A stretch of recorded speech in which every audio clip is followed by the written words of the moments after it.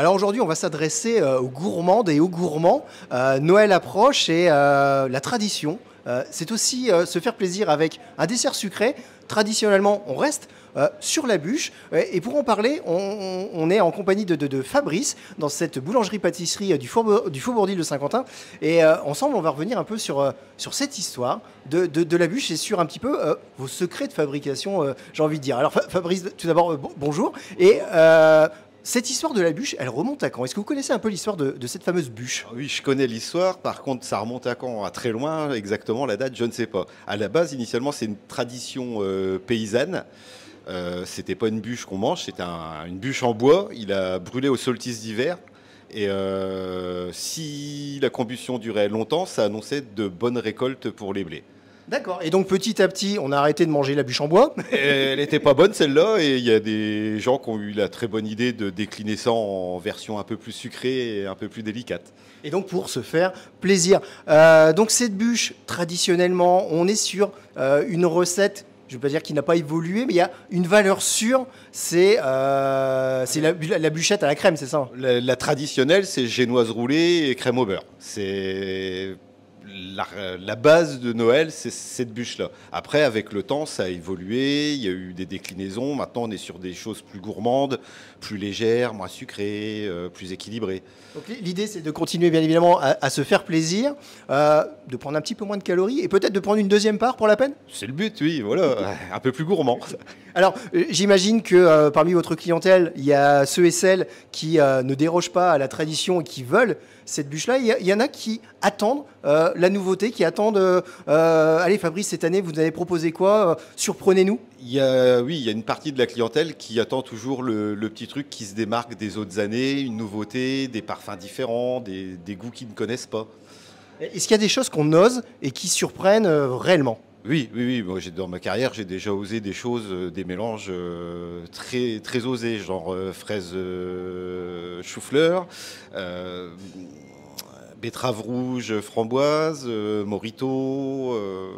Comment on a l'idée de ça et comment on le teste? C'est votre équipe et vous-même, vous réunissez, vous dites, bon, j'ai une idée, on va essayer Morito et on goûte ensemble et quoi, on vote, il y a une délibération? Voilà, c'est ça. On fait des pré-séries, on goûte, on débat. C'est l'unanimité qui l'emporte. Si tout le monde aime ou s'il y en a un ou deux qui préfèrent tel modèle ou pas l'autre.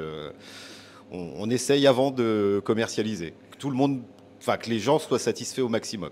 Alors sans tout dévoiler, parce qu'on va vous laisser vos secrets de fabrication, j'ai quand même une question sur comment on fabrique une bûche. Quelles sont les différentes étapes et est-ce que c'est long à faire? Alors c'est relativement long pour certains modèles. La plus rapide, c'est la génoise roulée crème au beurre. C'est ce qui prend le moins de temps. Après, les autres bûches qui sont réalisées en gouttière, c'est des grandes gouttières plastiques ou métal. C'est un peu plus long, oui. Oui, oui, c'est même parfois plus long suivant les ingrédients qu'il y a dedans. Certains ingrédients sont plus difficiles à travailler pour la bûche? Ah oui, oui, oui, oui, oui, oui, oui, il y a des choses qui sont plus difficiles à travailler. Et c'est quoi le plus compliqué?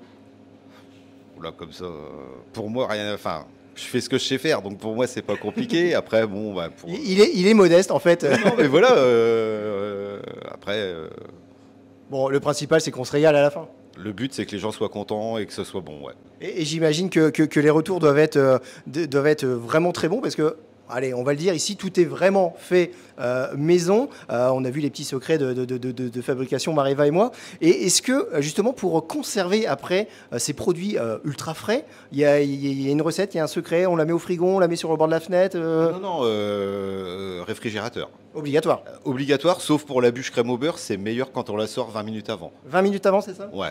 Et on l'accompagne avec quoi pour les déguster?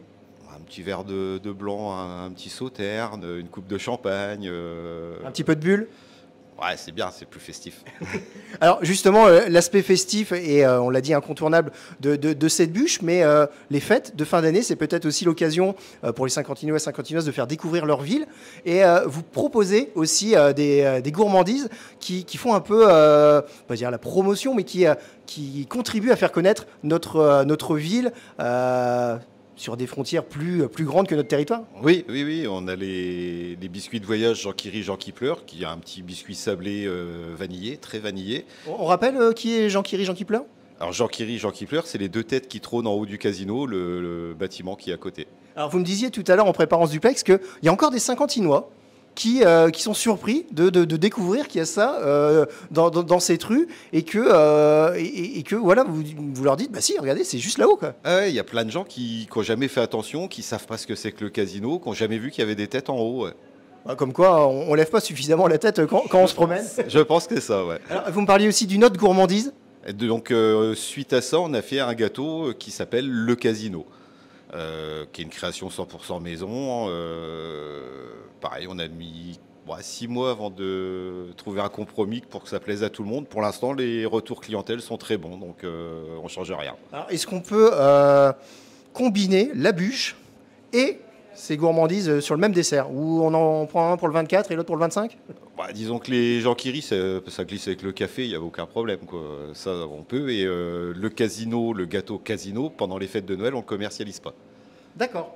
Pour le garder pour une autre période de l'année. On le fait toute l'année, donc tant qu'à faire pour Noël, autant... Il cède sa place. Voilà, on fait des choses différentes. Voilà, bah écoutez, très bien. Nous, avec Mareva, on va passer un petit peu de temps pour choisir un peu notre bûche pour Noël. Merci de nous avoir accordé ces quelques instants parce qu'on sait que vous avez beaucoup de travail. Alors, n'hésitez pas, faites-vous plaisir. Venez dans les boulangeries, pâtisseries de notre ville. Venez voir Fabrice et régalez-vous surtout. Merci Fabrice. Merci à vous.